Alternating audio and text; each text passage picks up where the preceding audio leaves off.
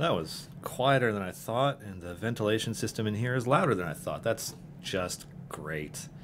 Hi, everybody, and welcome to our stream. I see a lot of familiar names. I was going to say faces. A lot of familiar names in chat. Welcome.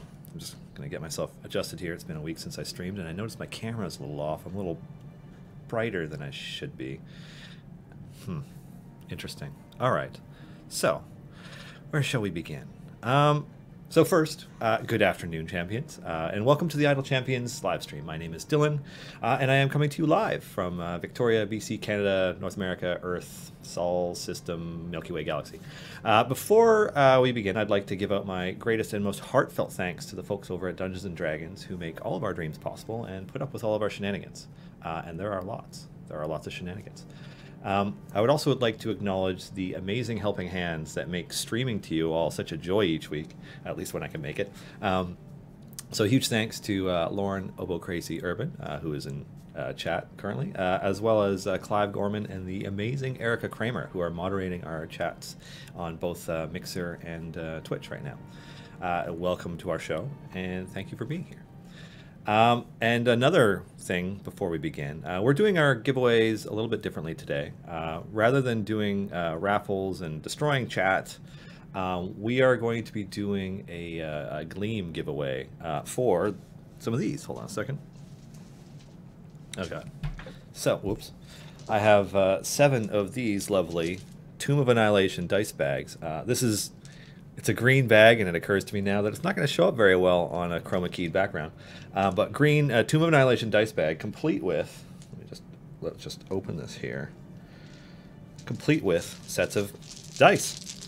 And they have a nice D&D ampersand on the 20 here.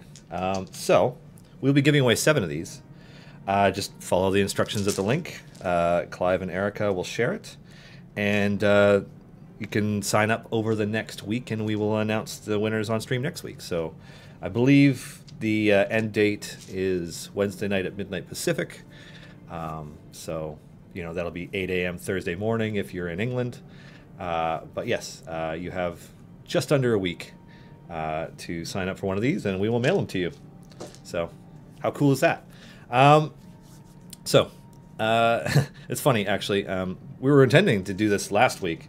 But then I ended up with shingles and didn't come in, and Chris took over, and he's very busy, and we just didn't get to it. But it's to celebrate the end of the Tomb of Annihilation story in our campaign, which ended last week with that update. So yeah, Tomb of Annihilation dice bags. Good luck to anybody who enters. And what else? So about today's show, my guest joining in just under an hour will be the one and only Justin Stocks, co-founder of Codename Entertainment, fearless lead developer of Idle Champions, and all-around smart guy. So if you have technical design or game-related questions, today is your day, because you will have somebody who actually is an expert and programmed a lot of it and can actually answer your questions. And it won't just be me making it up. Not that I always make it up, but sometimes I do. Somebody asking if we missed Paulton. Paulton has not yet come to the game. But let's just say he's coming up real soon. Real soon. So, let's see. What else? I'm also going to go over the Q1 2019 roadmap. But before I do that, I'm just going to click over to the game and see where I'm at.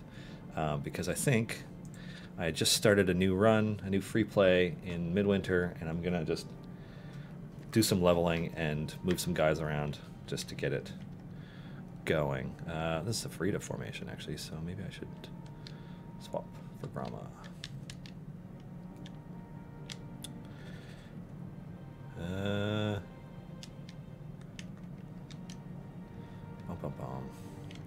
So, I don't know how everybody is feeling about Cthulhu so far. I mean, I feel like the reception is pretty good, and I'm enjoying using Cthulhu, but I'm finding it a little challenging to figure out the best way to put him in the formation. It's not immediately obvious to me what the best way to do it is. Maybe that's a good thing. Maybe it's not. All right, so I think I will also set some familiars to level some people up so that I don't have to look at this too much during the stream. I won't be too picky about who gets what. Normally I'm pretty OCD about which champions have which ones. Like, even now I'm feeling compelled to, yeah, I'm going to do it. Juniper. So, cool. Now that that's going. I don't mean to ignore you, chat. I just have the chat window minimized so I can see one of the million other screens I have going right now. So I'm just going to pull that back up. So, who's here? Wookie Monster, Sir Monstein, Elixir Brewer, Mr. Punch, Grimwar, Garwar, Silisa, Oboe Crazy, of course, Chronoth, 03, Dainty, Mindless Systems, 100% crit rate, Just Hold the Head, Bromium 2048, Bromium, Mistagan Sai, Anathol Belazar, Bunyos, Aggie Bear, Shodan, Gogeta DBZ, Phonix 48, Sarasta, Cray Cray, Epitome. Hi, and welcome.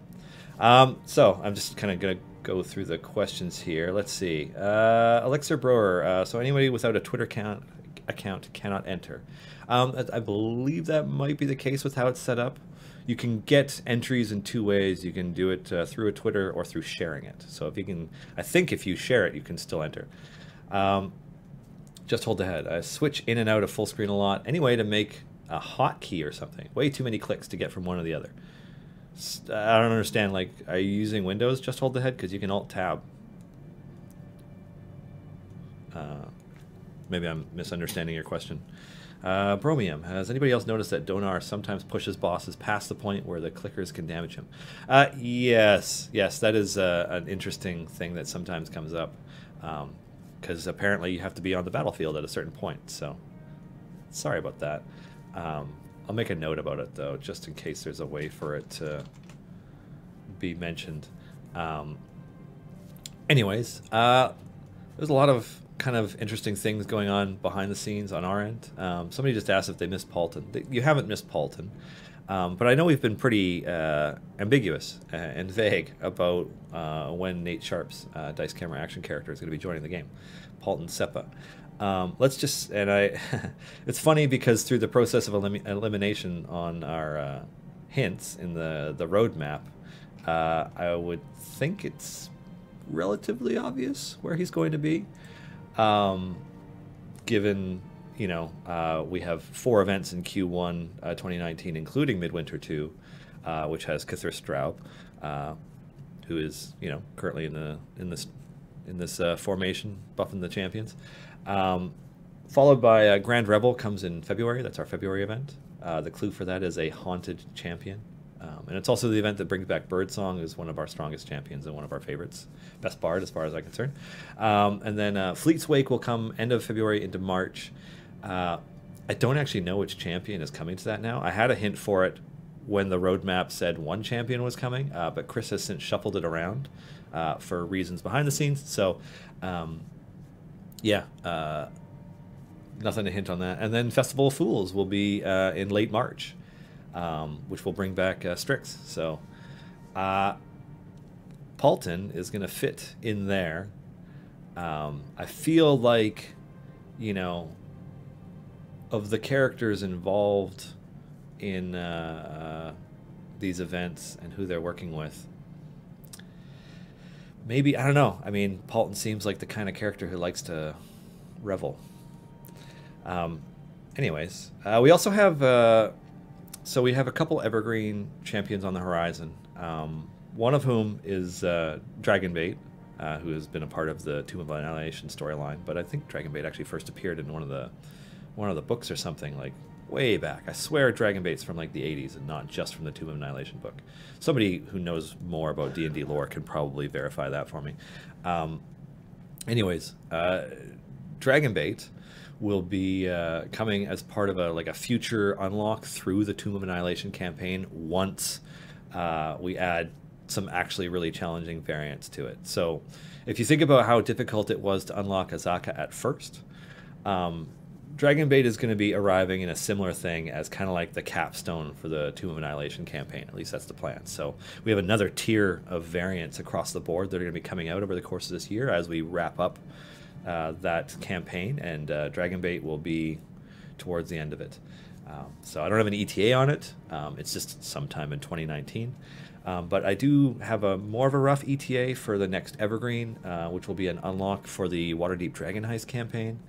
You know, the clue we gave out for that was that that champion will be a Shield Dwarf Archmage, of which there are not a lot, so that narrows it down pretty far. I think people will figure it out pretty quickly once they actually pick up their Waterdeep Dragon Heist book. Oh man, that music's a little bit too depressing. I'm gonna switch it up. What else do I have? How about this instead? This is a little better. I don't want to put myself to sleep. That would just be strange. Yeah, that's a little better. Let me know if it's too loud. I mean, it doesn't feel too loud to me, but it shows up differently on stream, so just keep that in mind. What else do we have on the go? So we get a lot of questions about quality of life updates, and there are a number of things we'd like to address. I know I've talked about / made excuses for the fact that we have a small team and a pretty aggressive content pipeline. I mean, and that's just the reality of any free-to-play game. Like, content is what keeps people playing free-to-play games, and you know, we rely on a percentage of our players to, you know, help us pay the bills. And so we we just need to make sure that people are still playing. It's just kind of how it's always going to be. But that doesn't mean that we don't want to do quality of life updates. There's quite a few we want to implement. Some of them are getting lumped into what we would describe as like some sort of minor system overhauls. And I'm being intentionally extremely vague because I'd rather let Justin speak to how he wants to approach some of it. But we've said a number of times in the past, especially when it came to things like updating Barrowan, that we don't like band-aid fixes. We don't like doing a minor patch to improve quality of life and then having to do something more significant later on. Like, ideally, we'd like to, you know, tackle the full problem and hopefully future-proof it against other potential issues all in one go. So some of our quality of life updates are going to get lumped into things like that where, you know, God, I'm going to dive into it and start spoiling things. But basically, some of them might seem really simple and would be simple to fix them in the way that many of the players have requested, but we see opportunities to create improved systems for the game that we think players and us, we will like a lot more. And so they're kind of getting directed into that kind of update instead. So please bear with us as we get to that. I know I mentioned already that the Tomb of Annihilation story is done and that we have more variants coming. In case you are wondering, yes, there will be another campaign added to the game. Don't have an ETA on announcements or anything like that, but you know, it's a pretty safe bet that Dungeons and Dragons will continue to release campaign books, and you know, we aim to have those campaigns included as part of the game. So, yeah. And it should be interesting. Let's see. I'm just going to go into some of these suggestions / questions. Giant Dwarf is suggesting that Kithris had an overhead display on how many coins you need and how long the Shadow Demon has left, much like how Azaka alerts you on her Were-Tiger transformations. I agree. Yeah, I'm going to pass that along because that is a quality of life fix that Kithris should have. Bio 4 D&D. When will the Warden / Grama bug be addressed? So that fix is done, and I don't think we pushed it out already. So the next time we push out an update for the game client, that bug should be gone. Let's see what else we got. Anyone else have the issue where the back button on the map sometimes brings up the shop window and prevents you from going back any levels in the adventure? I don't know.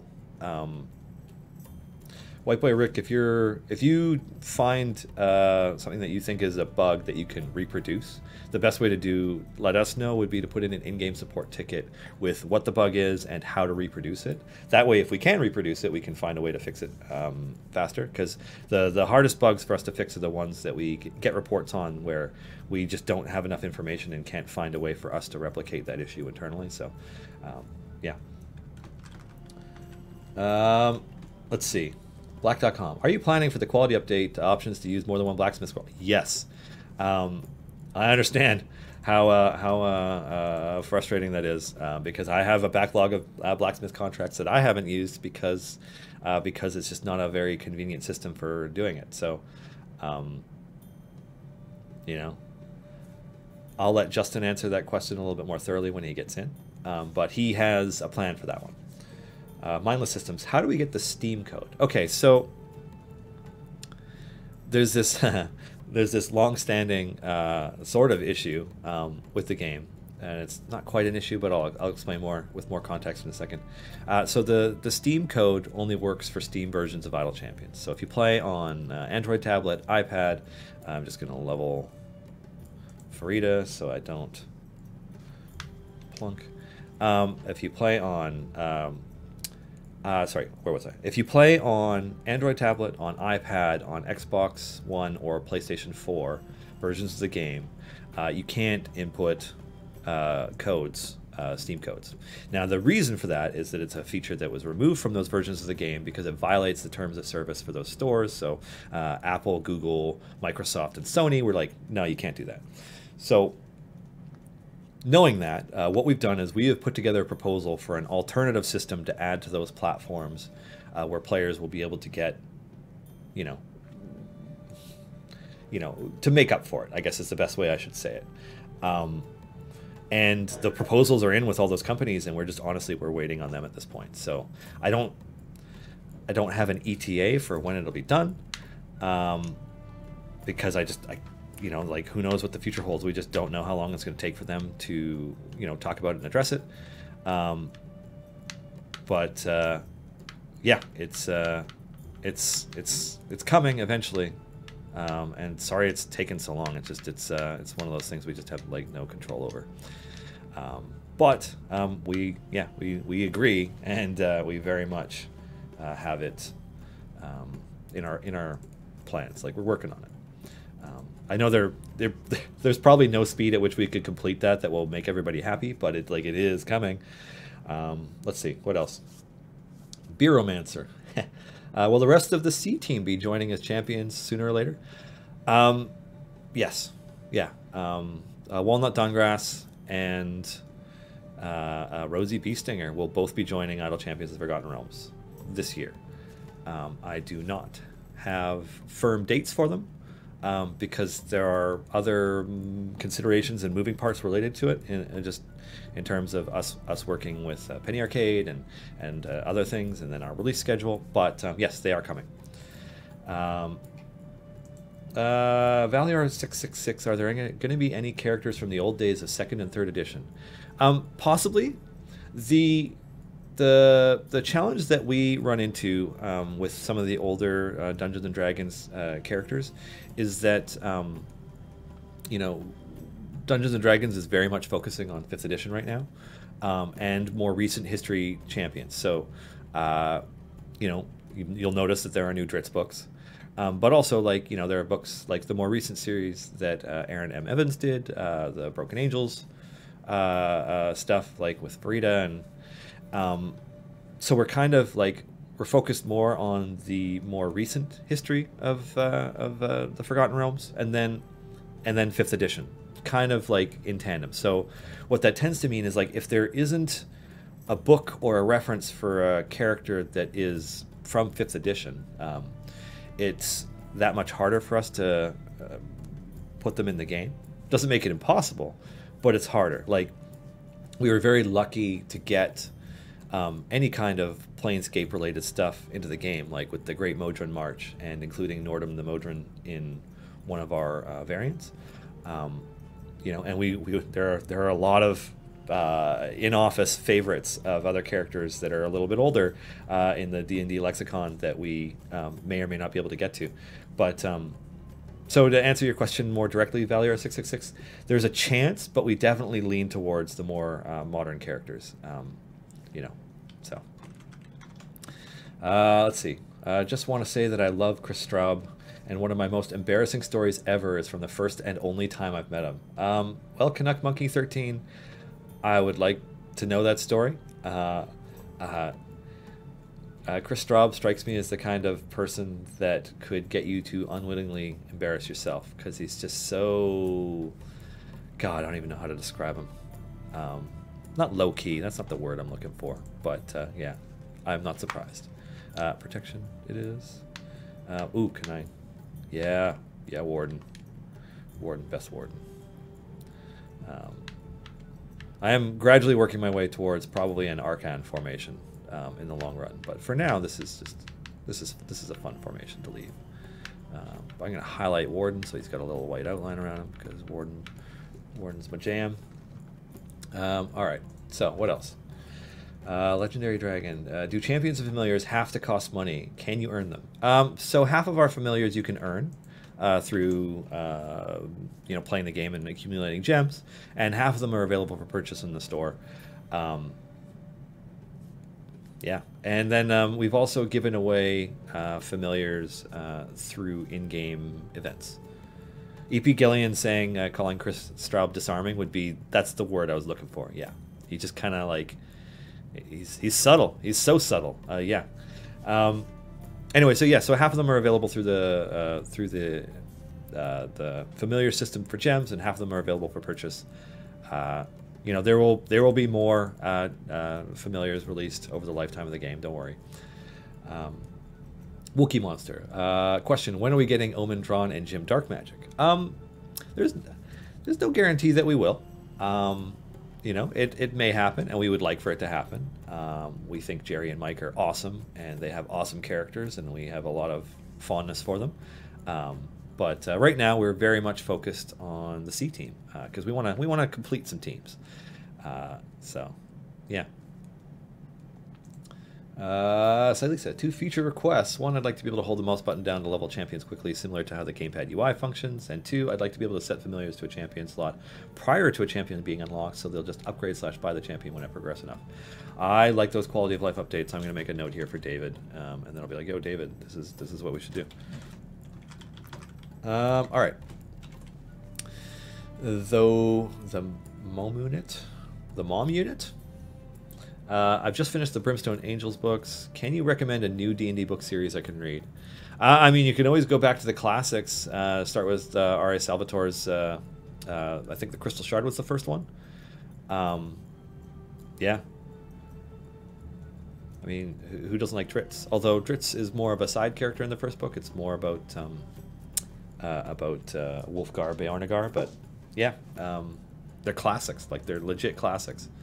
So start with the classics, and if you're into graphic novels, Jim Zub and Max Dunbar produced a bunch of Baldur's Gate character-driven stories, many of which I think are in 5e, just campaign settings. So they do a Strahd one, they do a Storm Giants, Fury Thunder one, and they have they're pretty cool, and they're a lot of fun.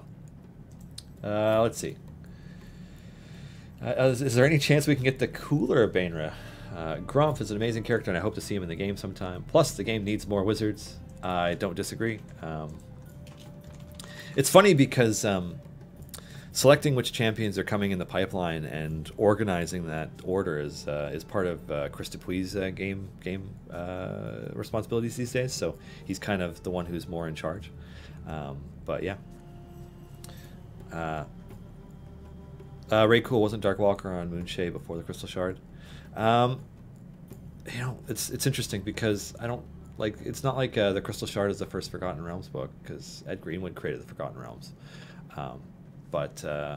Yeah, I mean, there's classics, and like honestly, like Ed Greenwood, I think Ed Greenwood still makes books that are in the Forgotten Realms setting. Although, anyways, there's tons of stuff. There'll be lots of good examples in the chat. I have to confess that I haven't read much in the way of Forgotten Realms novels. I was a hardcore Dragonlance fan for a long time, so I've read 40 or 50 of those. But yeah, anyways, let's see. Thunder Remix. When will the Steam screenshots and promo videos be updated? They are long overdue. Well, thanks for noticing. It's on our list of things to do, actually, and it's something that we haven't gotten to, especially given that we do want to update the mouse and keyboard interface for the game, which will also impact the tablet interface, and so when we do that, we'll have to update them again. But yeah, we have some antiquated screenshots in there that could definitely be done. Will we eventually get Viari? I hope to, and that's all Belazar, but I don't know if it'll happen. Patrick Rothfuss, like, it was difficult enough for us to reach Nate Sharp to be able to work with him on Paulton. Patrick Rothfuss is so much busier. So I don't know how likely it is, but we would love to if we had the opportunity. Just hold the head. Can we get Jaden from Magic the Gathering since they did the crossover stuff? That's extremely unlikely. I know that Wizards of the Coast and D&D have like really opened the door in a way that they never have before for Magic the Gathering, Dungeons and Dragons kind of crossover-y stuff. But like the Magic the Gathering multiverse isn't necessarily a part of the Dungeons and Dragons multiverse unless your DM makes it that way. But they're kind of like they're two very big separate IPs that Wizards of the Coast controls, and I don't know how likely it is that they'll want too much overlap.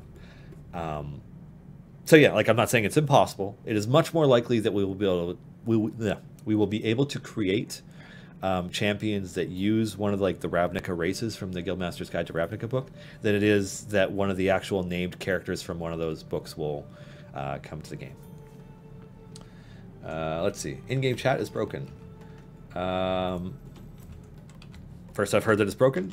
Just open tickets, describe the issue, and it gets put in the queue with all of other things that David's working on. So, let's see. Fyson, can you do something with the familiar inventory? I didn't get the first year mimic, and now I have an empty spot there.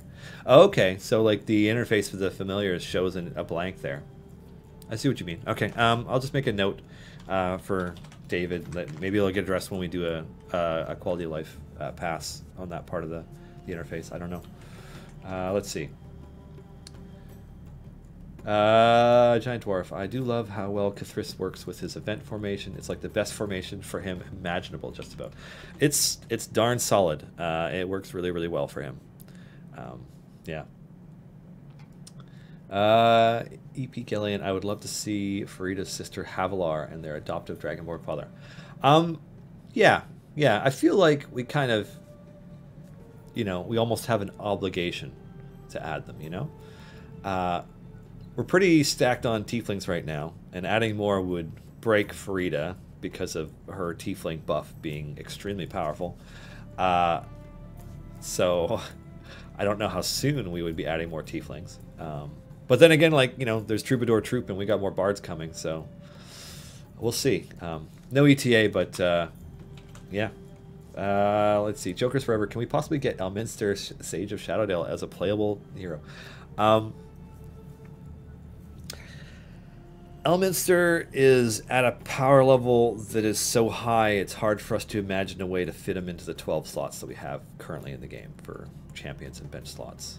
We're talking about a character who is so extraordinarily powerful that, like, in theory, we could just remove our 10 champions that are in the formation and plunk him, and he would still progress an infinite number of areas further, right? Like, Elminster is just, so extraordinarily powerful. And we don't have a desire to put an underpowered version of Elminster into the game. So that isn't to say that he'll never be included in the game, because in a way he's already in it. But we do have a way that we want Elminster to be included.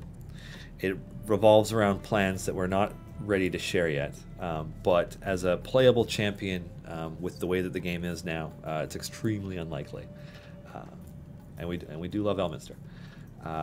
Gliding Secret. I find there's still an issue with being able to see the frontline champion's health when tanking a number of enemies. I would like to make it.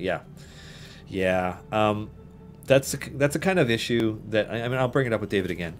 It's one of those issues where, because we haven't found a solution that we really like for how to approach it, it hasn't quite been dealt with. And so, like, we understand that, like, that's a quality of life fix that needs to occur in some fashion, but we're just not we're not quite sure how we want to do it.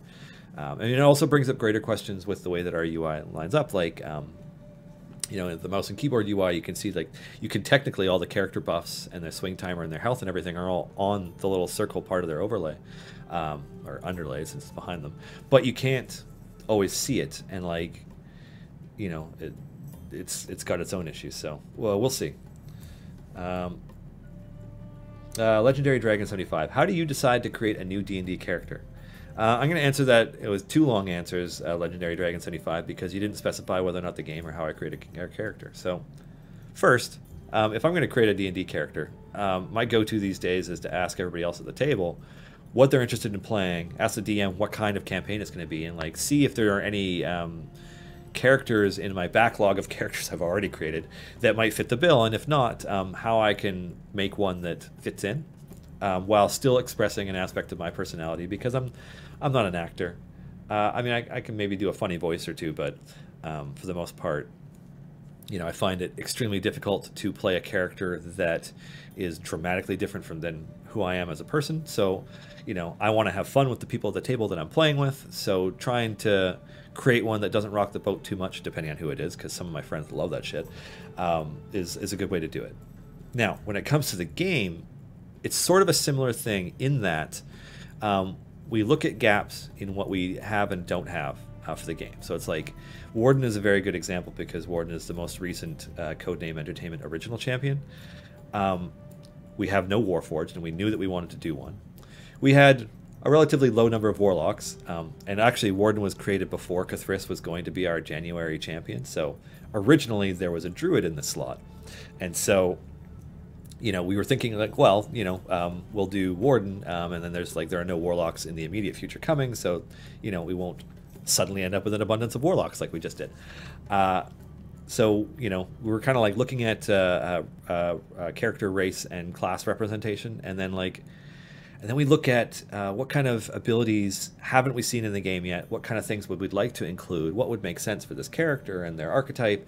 And it's just kind of, it's one of those things. So for Warden, I was kind of thinking, okay, I am biased towards Hexblade Warlocks because I think they're awesome. I love Warforged. How could I make the most OP one that I can? And like the character sheet is actually linked. The character sheet for Warden was actually linked as part of the Warden Champion Spotlight. That I don't have the link handy, but maybe Erica or somebody could find it. And then looking at, okay, what does a Hexblade Warlock do? Very much informed the design of Warden's kit. You know, attacking multiple times, Thirsting Blade, Eldritch Smite, because if you're playing a Hexblade Warlock, chances are you want to be able to knock people down and smash them with epic damage. How would that fit into a kit? And then, you know, we've long been wanting to do more champion abilities that move enemies around the battlefield in different ways. And like we've done knocking back a number of times, but what about pulling forward? So originally we came up with a sort of Arms of Hadar, where it was like tentacles gripping and pulling everybody down into the front of the formation. We kind of like looked at the tech requirements and made an adjustment to make it, you know, sort of a hybrid version of Arms of Hadar and Hunger of Hadar, to represent Warden's patron, who, spoiler, it's Hadar, although Warden has a great fondness for the other Elder Evils. So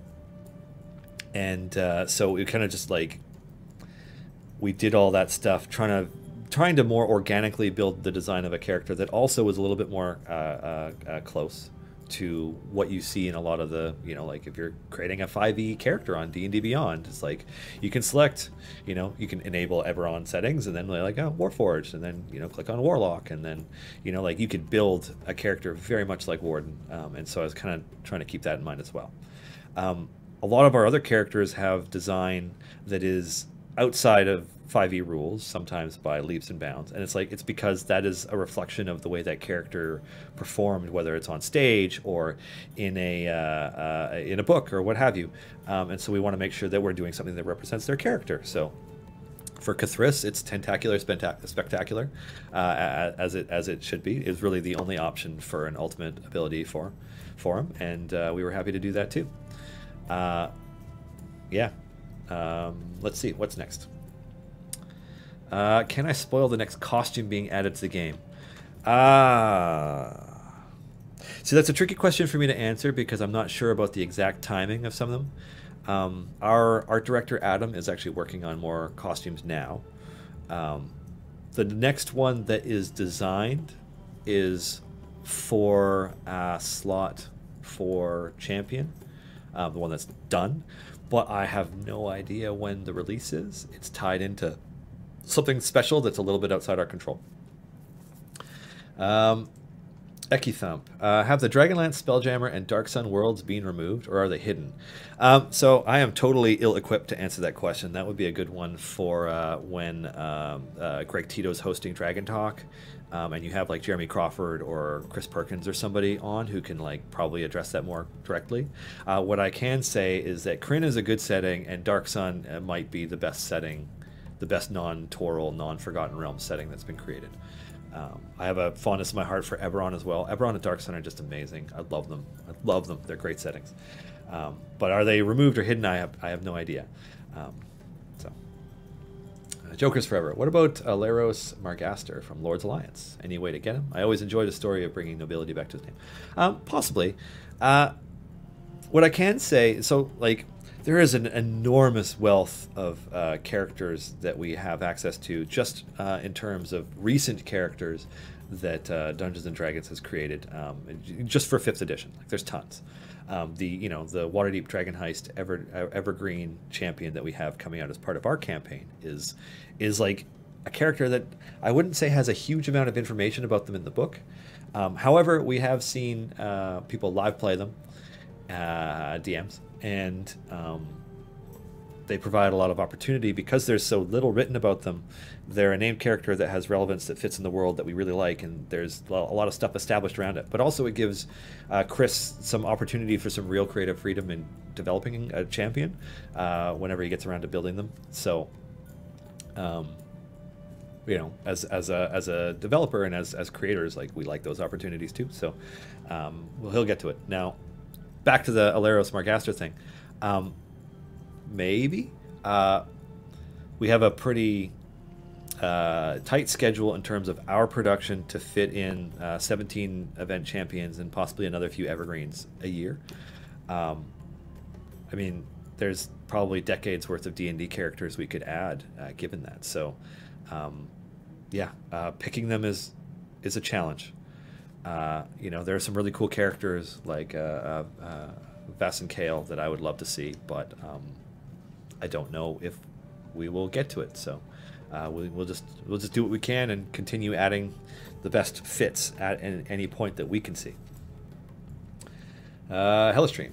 Considering we've had various evil and sinister characters added to the party lately, is there any chance of a lawful evil champion? Maybe a cleric of Asmodeus? I'm obviously not the devil's advocate for the Discord, but we need to balance the scales. It's interesting. So one of the side effects that we've been noticing, and one of the reasons why Warden is as evil as they are, all of our good friends as part of the Waffle Crew or as part of the C Team, etc., they don't play evil characters. As far as off the top of my head, the only show actively playing an anti-hero campaign is Dark and Dicey. So like, there's just fewer options to add evil aligned champions to the game.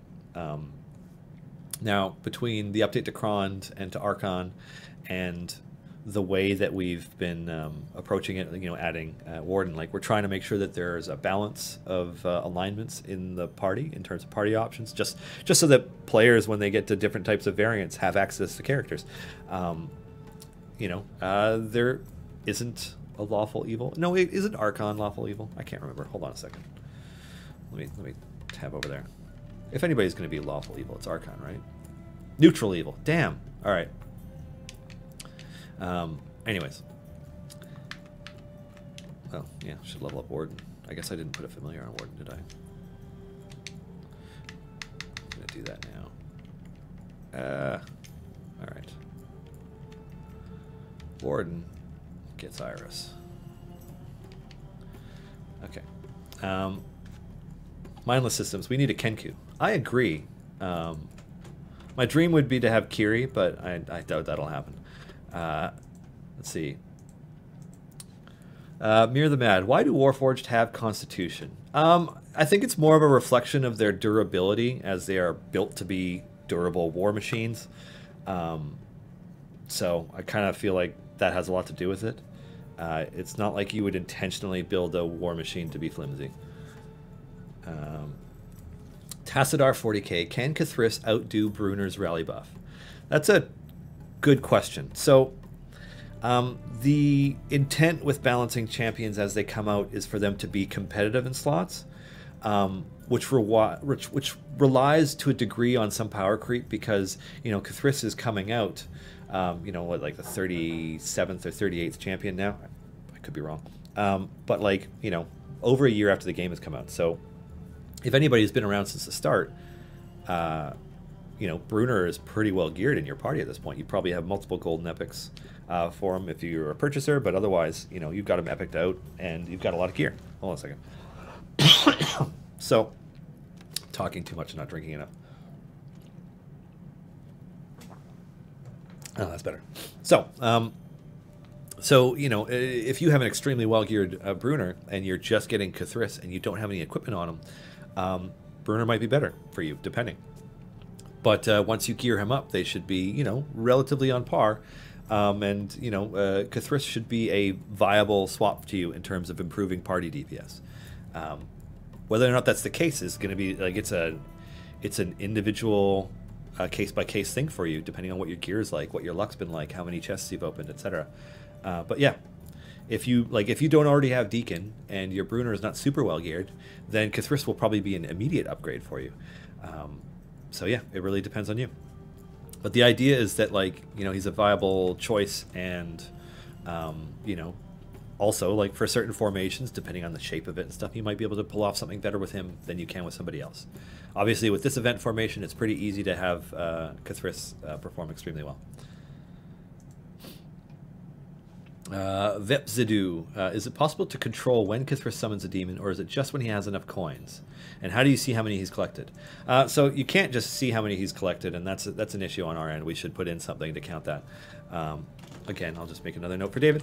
But in terms of, is it possible to control, you can passively play and let them just show up, or you can do things like use contracts and just force it to appear, because if you use contracts, it drops his coins as well. So just to demo, and go in my inventory.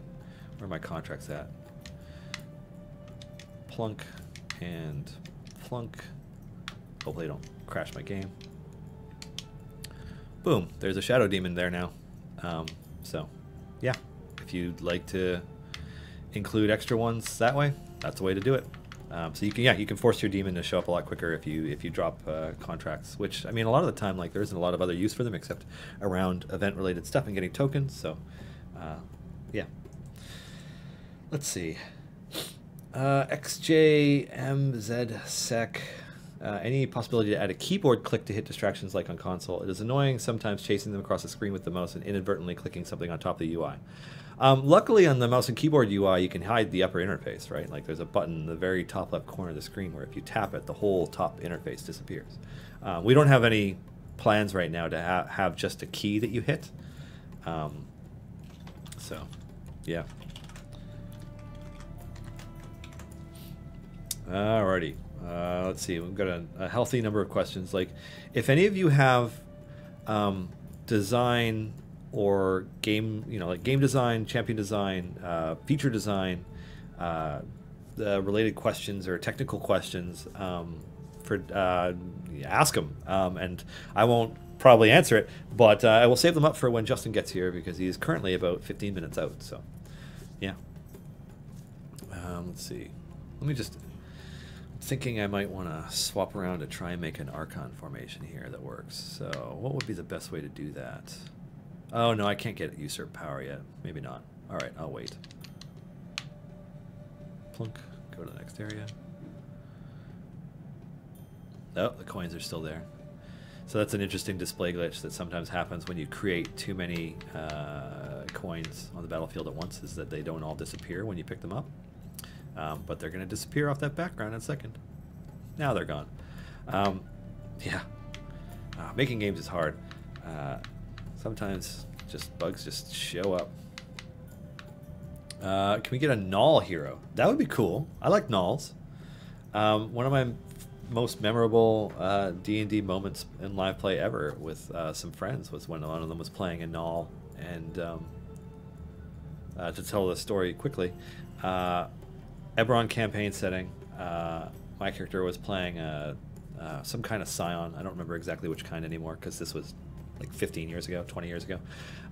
But like we have our ranger up in a tree doing their watch overnight just to make sure we don't get ambushed, and they spot some enemies coming in slowly for an ambush, and they tried to very subtly wake up our Null and tell them there was an ambush, and our Null just goes awake, and he's like, "What? Ambush!" And he like immediately launches like a sort of flare up into the sky that wakes us up, startles the people who are about to attack us, and basically prevents us from really preparing for the ambush, and instead just causes a huge cluster fudge for the start of that encounter. It was a lot of fun, but just like a panicked overreaction being woken up. Probably not the character that our ranger should have woken up first, but what have you. Yeah, it was a ranger, not a druid. Or was it a druid? Or maybe it was both. God, it was so long ago. It just makes me feel old now, telling stories like that. Anyways, it was a lot of fun. Nulls are great. Yeah. What else do we have coming up? So, oh, that's something I haven't talked about that I should be talking about, and I'm going to talk about now. Eric Jordan, our CEO, Chris Dupuis, our live service manager, and Michelle Papadopoulos, one of our artists, are all at PAX South right now. They're setting up today. We are going to be hanging out with our friends at Table Titans, Toonhound Studios, at booth 10414 at PAX South, starting tomorrow through the weekend. So we have set up some hangouts / signings, mostly signings, depending on how busy they are. But if it's slow, maybe a little bit leaning towards hangouts.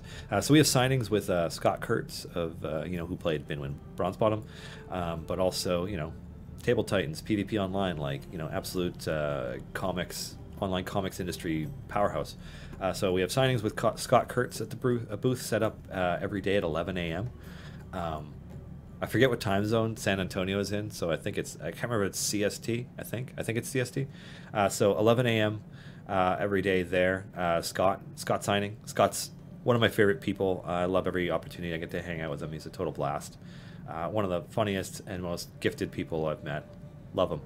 So Scott's there, and then Corey, who plays Crowy on Binwin Plays, will also be there, and I'm not sure who else is on the Toonhound team there.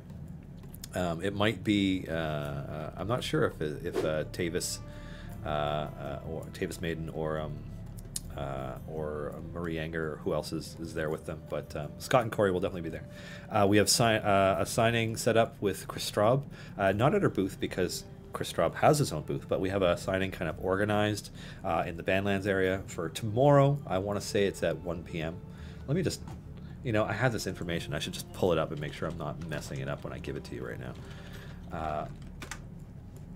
Chris Straub, I mean, granted, I'm sure Chris Straub will be at his booth a lot, but yeah, he's 1 o'clock p.m. Signing tomorrow. And then we have 2 different signings with the cast of Dice Camera Action, minus Chris Perkins, because I don't think Chris Perkins is even going to be attending PAX South.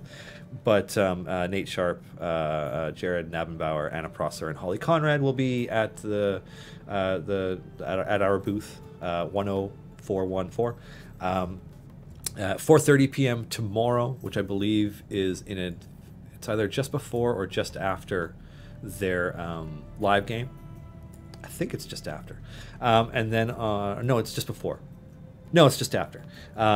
Whereas on Saturday, they'll be at the booth for doing signings starting at 2:30 p.m., which I believe is just before something.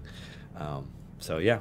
And obviously, you may just run into them at PAX South, but they will be at our booth for sure at those times. So we just tweeted this out a little while ago. I'll be sure to tweet it out again. But yeah, there's signings going out. But then also, because I mentioned that our one of our artists, Michelle, is there. Michelle will be doing Become a Champion portraits. So if you want to get a caricature done of yourself as a Dungeons and Dragons class, swing by our booth when Michelle is there, and she'll do one up for you. She's been doing them in the office for the last week, kind of just like re-practicing, getting ready for this weekend. But yeah, so Michelle will be around.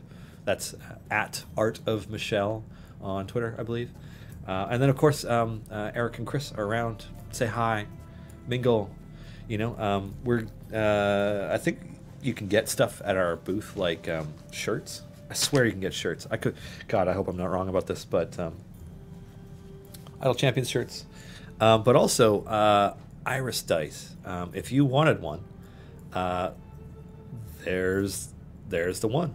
You can get Iris dice at our booth. I think you just have to get something, and you can get one. So you can get them as part of the signing, or you can get them just by going and getting something at the booth. I'm not quite sure how quickly the quantities will go or whatever, but they're basically an add-on to something if you get something at the booth. So, yeah, dice as well.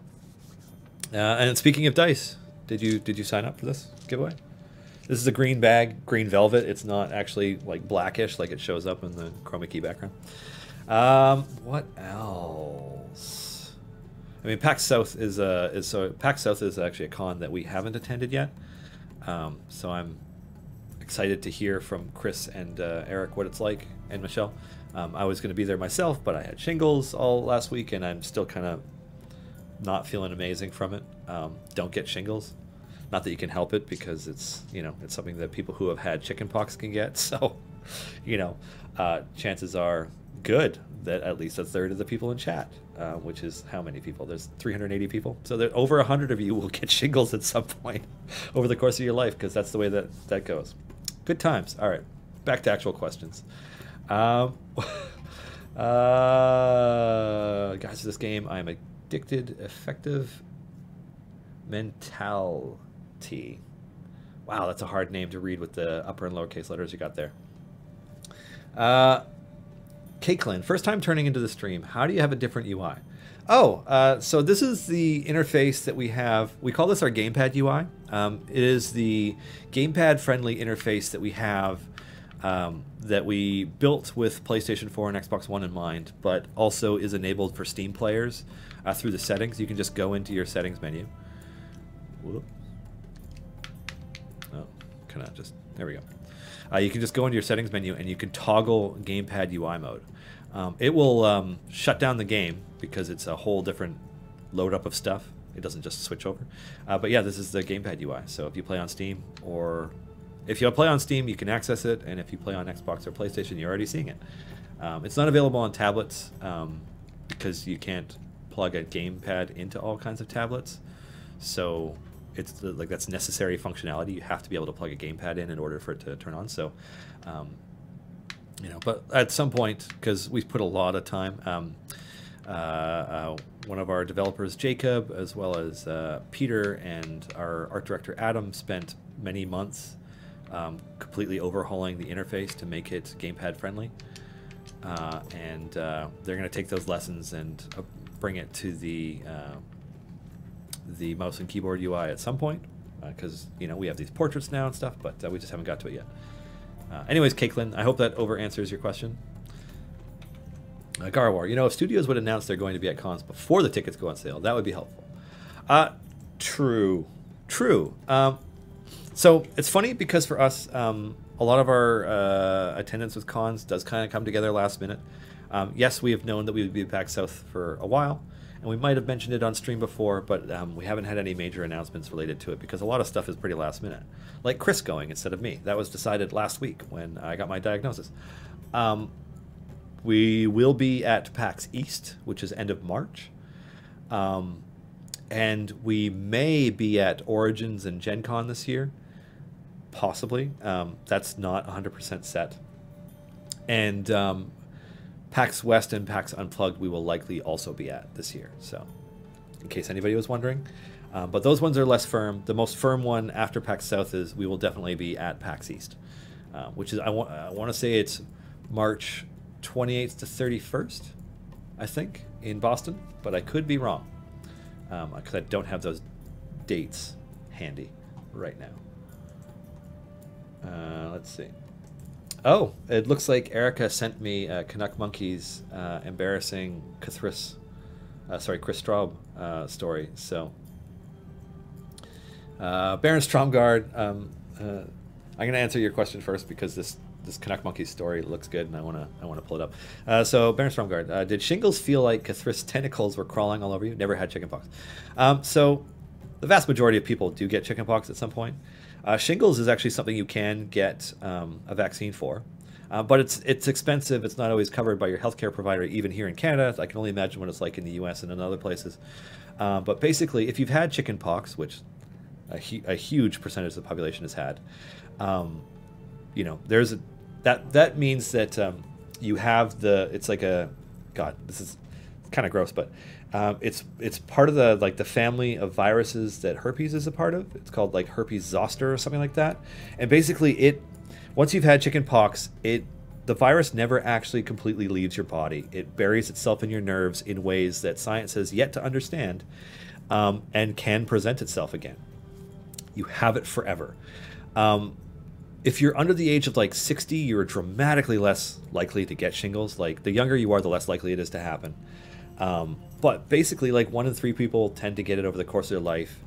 It presents itself as like a painful rash that eventually blisters, and like the contents of the blister are what make it contagious. So chickenpox, yeah, it's same family of viruses, mindless systems. Yeah, it's extremely well adapted to humans, like all herpes viruses, which is why nobody can get rid of any of them ever. Like they just don't go away. They're a part of you. Shingles. So shingles preys on you when like you are hyper stressed out, or you're having issues with your immune system or something. And like for me, I got some stressful stuff going on, but also like I've been sick I caught every freaking cold and flu that has come through Victoria since the end of October. So I was just like in a weakened state, and it pounced on me. So it creates this painful rash. But what sucks about it is not the rash, because the rash sucks, but it's in your nerves, and it causes pain, like pain that goes right down. Like when I was sitting in my chair working remotely from home, and I'd lean back in my chair, it would feel like I was leaning against a nail that was piercing into my skin, even though nothing is there, because that was just the nerves acting that way. Like sometimes it feels like your skin is actually legit on fire. So it's extremely unpleasant. Yeah, I hope none of you have to experience it. There's a very good chance that a huge portion of you may experience it over the course of your lifetime. The good news is that it just moves on at some point. It's something that lasts a few weeks, and if you have medication, they can shorten how long it lasts. And if you're unlucky, it can cause lasting nerve issues. And if you're really unlucky, it can have it on like your head or something like that, get it in your eye and go blind. So, yeah. Extremely unpleasant is an understatement, Obo Crazy, but thankfully I have a pretty good pain tolerance from a previous spinal injury and some other extremely painful things that have happened to me in my lifetime. So it just sucked. It just made me tired, because you're just dealing with extra pain all the time. So thanks for tuning in to Dylan's shingles spotlight. It sucks. But it's not something that kills you.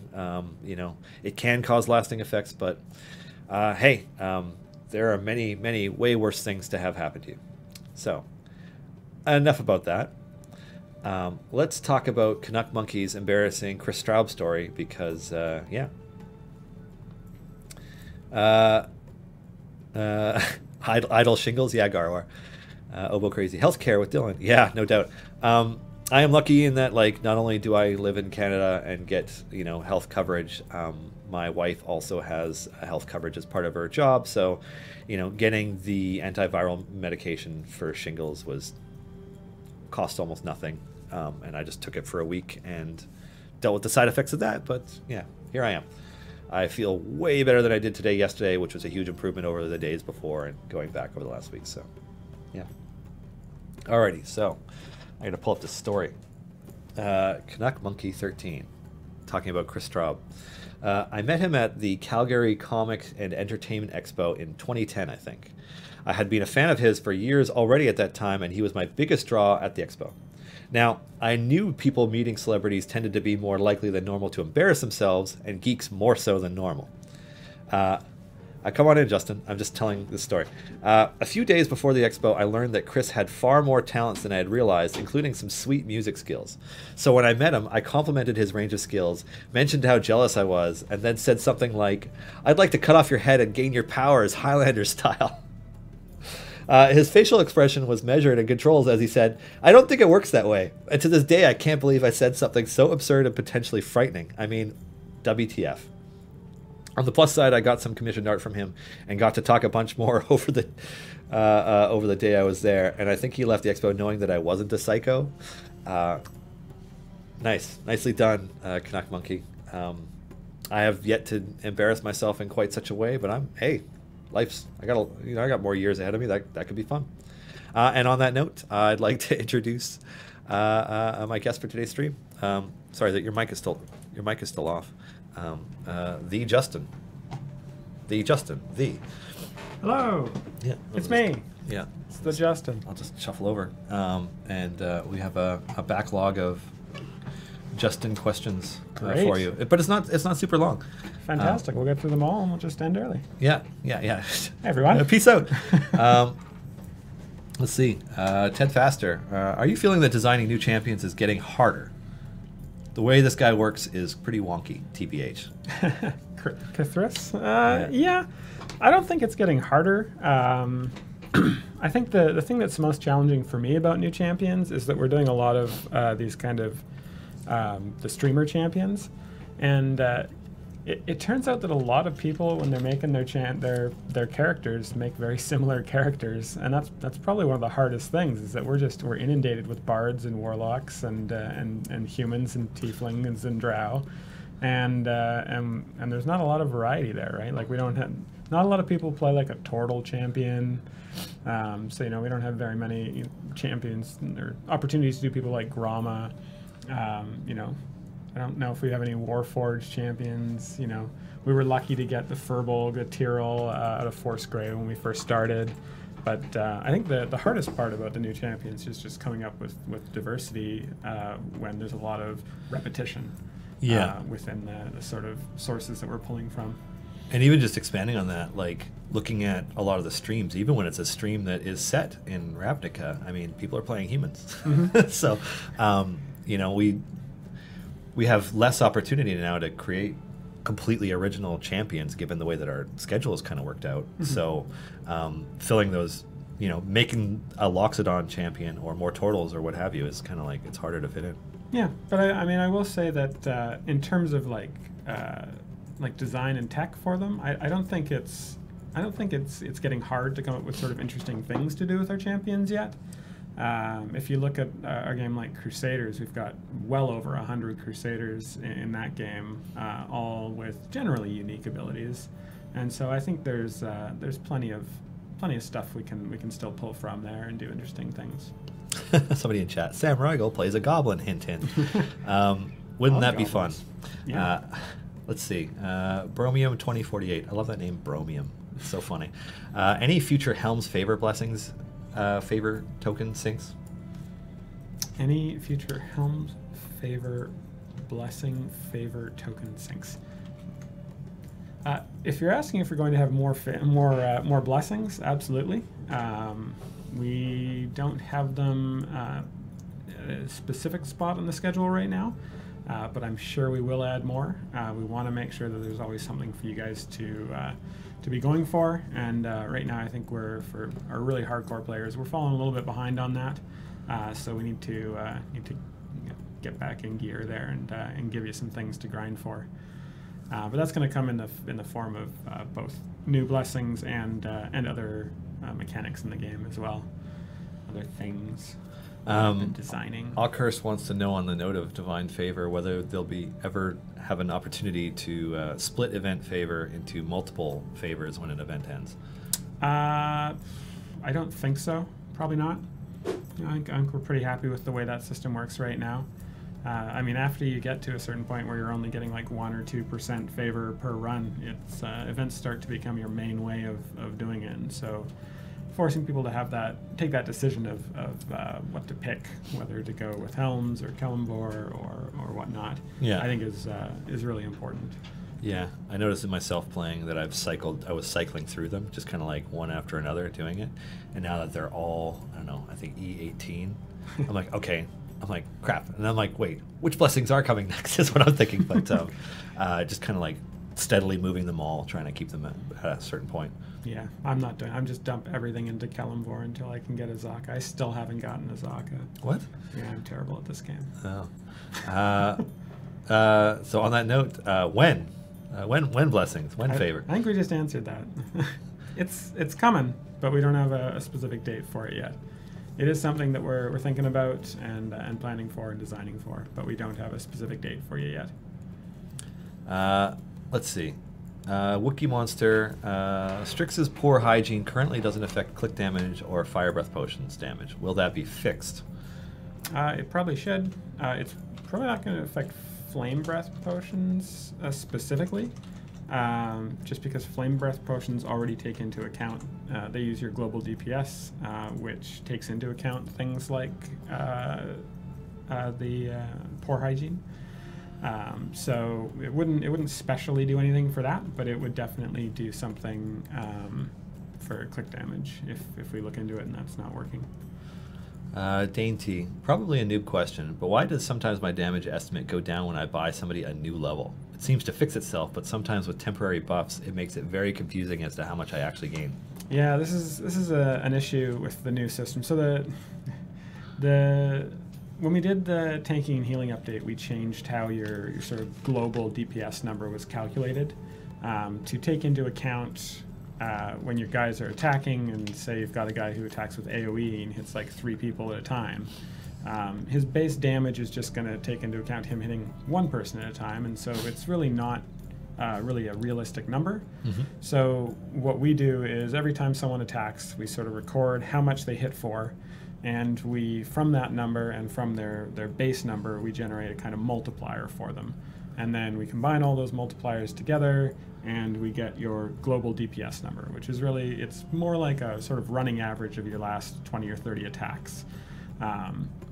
And the problem with that is that there's variance. Things can change from one hit to another. You can wipe a big group of guys where you're hitting like 10 guys at a time, and now you're only hitting 1 guy at a time. And so what happens there is that the number fluctuates, and it can go up and down, and it can't sometimes not be immediately obvious why it goes up and down.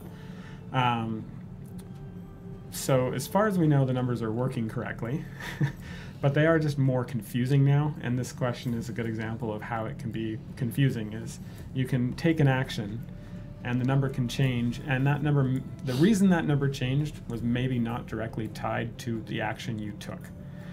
So myself and Dave have been grappling over how to deal with this for quite a while now, and we still haven't found like a really amazing way to do it. But we are constantly thinking about that.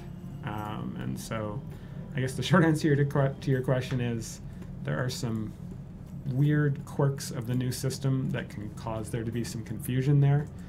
But we're working on trying to hammer those out. No, I think that might have even addressed some of the other questions. Oh, fantastic. Just answer all these questions in one go.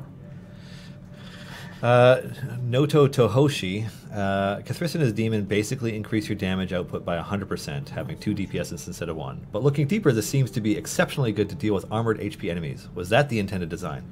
So, the thing about the Demon design is that what it does is it sets the damage of that the champion that it's on to the damage of the champion that it came from. It ignores things like differences in damage and attack speed. So like if it comes from someone, if you've got someone who's got like an 8-second cooldown, they're going to have a much bigger amount of damage per hit because they need to keep their DPS in line with other champions.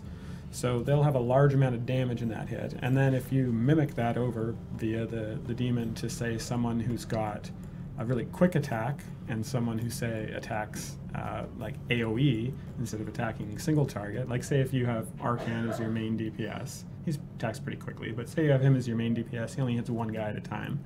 You mimic that over to an AoE, and all of a sudden it's not just a 2 times increase in damage. It's a, you're hitting 10 guys at once. It's a 10 times increase in your damage. So I think people are maybe not taking that into consideration when you're looking at, when you're analyzing sort of what the demon can do. Mm-hmm. But certainly I think it adds a lot of options and a lot of interesting sort of questions of like, how do you manipulate the game to get the right person to get it? Because if you can manipulate the game to get the right champion to get it, it can do far more than just double your armor damage or double your hits. Like, say you mimic it over to Ashara, who hits 5 times with every attack. Now, instead of doing 1 damage to the armor, you're doing 6 damage to the armor per sort of attack cycle. So I think it's a really interesting ability. I think there's a lot of interesting possible sort of things that people can do with it that maybe we haven't fully fleshed out yet in the community. So, good. Hello. That's better. I was going to add to that a little bit in that when I was playtesting it a bit the other day, I was using a formation where I was deliberately usurping, like, Arcane was my main DPS and he was usurping it, but I was targeting Warden with the Shadow Demon so that it would consistently land on him. Mm-hmm. And suddenly having a guy go in and hit 3 more times was a big deal. Like, it was really noticeable. And it would shred bosses if you can manipulate it right. It's a really fun level of something that you have to think about, because you already have to think about Arcane so much to capitalize on usurp power, and trying to make sure that you have the right target be weak that you want to target. I don't know. I think it's fun and interesting, but I also don't blame people who are like, I'm gonna Bruner and buff this column, or I'm gonna Deacon and buff everybody and not think about it or what have you. So.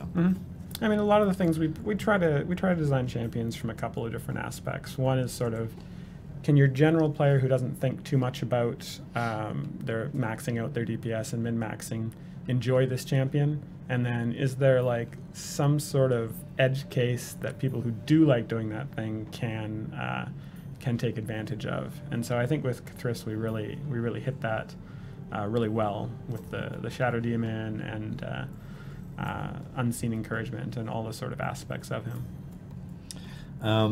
So Lisa wants to know if Warden's Cloak of Flies could apply Hex. No, we specifically didn't do that because that would just be too OP. So you're gonna have to kill things with Warden to apply Hex in an AOE manner. Unlikeliest. Can we have a tier 5 global blessing of start events with EO4 favor? I wouldn't be surprised if there were mechanics in the future that buff either the amount of event favor you start with or the rate at which you earn it. But I won't say that would be necessarily a global blessing or anything like that. We already have the one global blessing where it improves how much favor you get from a reset, right? So. Carvin 86, with you saying another dwarf is in the pipeline and wanting to balance or rework Barrowan, have you considered changing her to support dwarves in your formation, kind of like Deacon with bards? We haven't really considered that right now. I think Barrowan, for me, I really want to sort of try and double down on what her kit is like right now and just try to give it the right numbers to be competitive. I think it really can be. I think she's always going to be a little bit situational, but I think in the right situations, I really want her to be able to excel. Her ultimate seems extremely strong now. Her ultimate's pretty good, but I could still do better. Yeah, I think we just need to have some more dwarves. That's good. I want to have Brunor interact with dwarves more, because he's sort of king of the dwarves, king of his own little kingdom there. He's actually, he's super important in the world of dwarves. Yeah. The hardest part about putting new dwarves into the game is coming up with more B names for dwarves. Yeah. Because we've kind of painted ourselves into that Bruner, corner now. Binwin, and Barrowan. Yeah. Yeah. Oh, as long as they have a name that starts with a B, I guess we're set. Yeah. Are you planning to do a Russian localization of the game? I know if Eric was in here, he would be like, absolutely, yes. But he's not. He's down in Texas. So, I don't know. I could see us doing some localization in the future. We don't have anything to announce on that right now. But it would be certainly, I think, if we did localization, I think Russian would probably be one of those that we would look at, because I know we've got a lot of really good Russian fans. I know we get tickets from them all the time, being like, "Hey, I'm from Russia. I love your game. Make it in Russian." So maybe, but nothing to announce right now.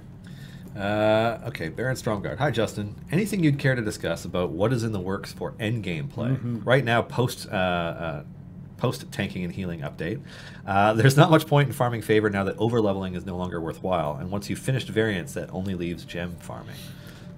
Yes, we do. I mean, we're very, very much aware of the fact that the end game play is a little bit barren right now once you've finished everything. Not to say that getting to end game is super trivial. I know myself. I mean, I've got 10,000 hours in the game, and I haven't finished all the variants yet. So, with that said, we do have a bunch of stuff in the pipe for endgame. It's just been this past couple of weeks actually designing a pretty big system that will be sort of the newish endgame system. So yeah, it's coming. We don't really have anything specific to talk about yet because I haven't really talked about it with anyone else in the design team. So I don't really want to start talking about that stuff on stream and then go talk to Dave and have him be like, "Oh yeah, we're not doing that. That's way too much work." That was my Dave impression. Yeah. Well, I think the interesting thing to mention about that fans can probably take something away from is like the scale at which we operate has a pretty big impact on how much stuff we can do in a given amount of time and how quickly things happen. I mean, we started talking about the tanking and healing update at the beginning of last year. That is true. Yeah. And then we decided to do this whole console thing. Yeah. That took a little bit of time. Yeah. All right. So, another Barrowan. It's very hard to leverage Barrowan into the front line. Can we steal some of the tech from Strix, such as her even temper, how her even temper works when the formation is attacked if she's not in the front row? Yeah, potentially. That's not a bad idea. I mean, she was always intended to be kind of this niche sort of healer that went up into the front row with your tank or tanks. So I could see maybe doing that. I know we've got some plans for some of the other champions that are healers to sort of expand their abilities to give them a little bit more leeway in how they're used. But yeah, I think expanding even temper, giving you more ways to proc more hammers outside of just having her in the front of the formation or having her in a specific column that attacks faster. Yeah. I could see doing some stuff with like that. Maybe. Skullcap70 says, so stream an evil non-human champion if you want to be immortalized in Idle Champions? That's right. First evil non-human champion we see, we're going to pull into the game. All right, question. Can we get the formula or a good overview of how party DPS is calculated now? I have a theory. I think I actually gave that earlier in this stream. Yeah, I think, let us know if that's enough.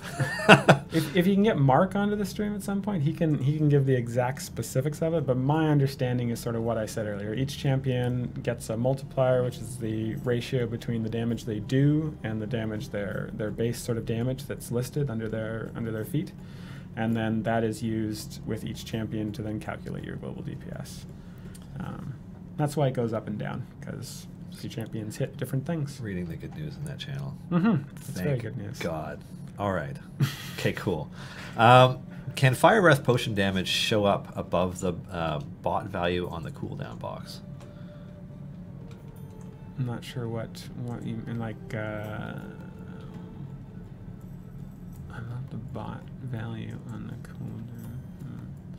I'm not sure what you mean by that, Giant Dwarf. Sorry. Yeah. More info, please. More deets. Artie, are you satisfied with how the ultimate cooldown items have played out with regards to item level capping? I'm curious if they will be expanded or once you hit the cap, that's it. Yeah, no, not super happy with that.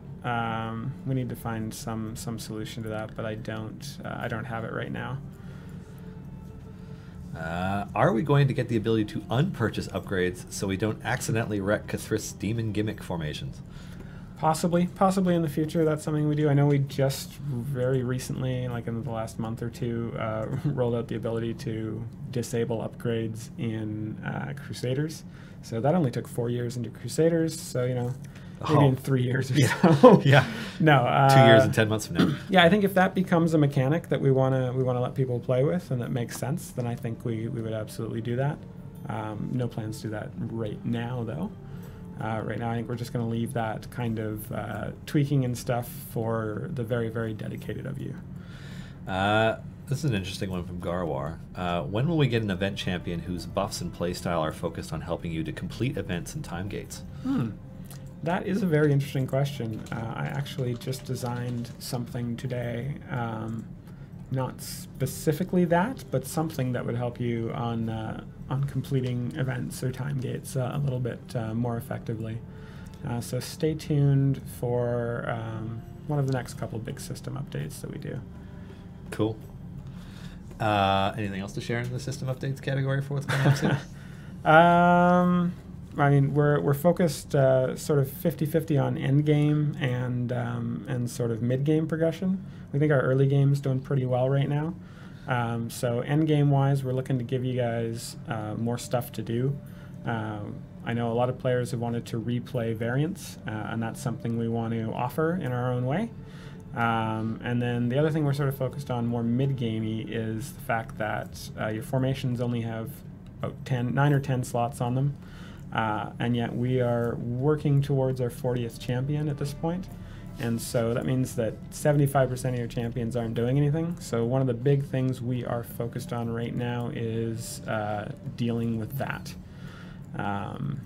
So finding a way to let you engage with the champions that you don't necessarily use, that is not necessarily through variants that limit you to a smaller subset of champions. Or are, maybe, in a way. I think you did a good job of talking around it there. Yeah. That's good. I appreciate that. Rare Hall wants to know if we have any plans to expand on Ashara's exotic races specialization. Yeah, Ashara is one of the champions who I have flagged for a deeper look when we do our tier or sort of core champion balance pass update, which is probably going to be the next major sort of balance update that we do. Hawker & Co.'s question, related to event token gain rate. Given the current trade of stacking champions in an event each year, or current trend, I assume is what they meant, is it safe to assume that you're going to start addressing event token gain rate before we have to farm for 3 champions? Yeah, year 3 is going to be kind of interesting with events. I think having 2 champions you can get in the same year is something that makes sense for sort of year 2. But I think having 3 champions that are all like intended to be accessible and gearable within 2 weeks in year 3 might be a little bit ambitious. So I think we're going to start to look at ways to maybe temper that expectation, which is not to say we're not going to add additional event champions, but we just might look for ways to kind of lock them out behind other completion. So that only people who have been around for a while can sort of get at them. Maybe, we'll see. It's a really tough one because we always want to have those, we're going to be advertising those new champions. We want new players to be able to come in and get them, but at the same time, a new player coming in and having 3 champions that they can recruit is really a lot to ask of someone. And like, if that rolls forward, 4 champions, 5 champions, 6 champions in year 6, like, it starts to get a little bit insane. So we're going to have to think about how we want to address that before year 3 gets here. So we've got, what, like 9 months? We're good. We got 9 months. Don't worry. I have an idea for it. Forget about it. I'll bug you about it and after. Dylan's got an idea for it, so we're good. Okay, so Manstick 1986. This may be common sense, but Dylan, when you said that you let the demon attach to Warden, does that mean just not leveling him up so that he stays weaker than the other champions? That is one way to keep a champion weak. In this particular formation, I was arranging the formation so that Warden was just a lower DPS than everybody else in terms of what buffs he was receiving. So that was able to do it. It's not an easy thing to target. It's challenging. God, I can't remember which one it is. I saved like 3 different versions of almost the same formation, so I could swap characters around slightly quickly just to make sure that I was doing it right. It's tough. Players who are smarter or better at the game than I am will probably find better ways to do it. You're basically trying to do the opposite of what you do when you're trying to buff your main DPS, which is you're trying to put your lowest DPS in a place where they don't receive any buffs. Yeah. Which is, yeah, I think more challenging. Considering all of the ways the champions can buff other champions, I think it's probably more challenging. Yep, the people they can't be beside, etc. Especially if you add Archon's usurp power into that. And then, but the reward in this formation was that Archon was my main DPS. And he was receiving all the buffs, and when the Shadow Demon was summoned, it would go to Warden, and then suddenly Archon hits, and then Warden hits 3 times, and it was awesome. Calliope shield nerfed when? Probably part of that same update that Ashara will get some love in. We're aware of the fact that her shield's a little bit OP on non-tanks. We want to keep it OP on tanks, or not OP, but as good as it is on tanks.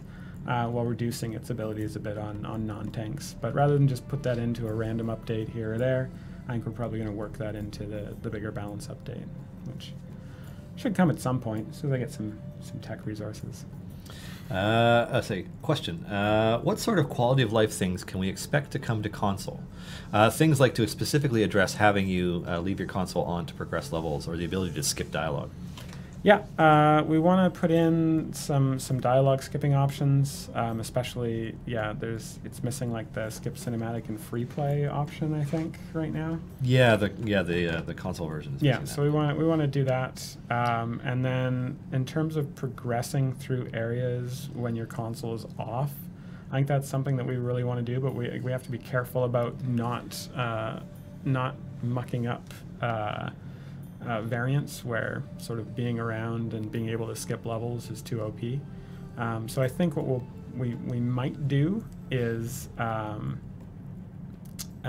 just have some form of auto progress on console and on all of the platforms really, that only takes effect when like in free plays or in base adventures or something to that effect.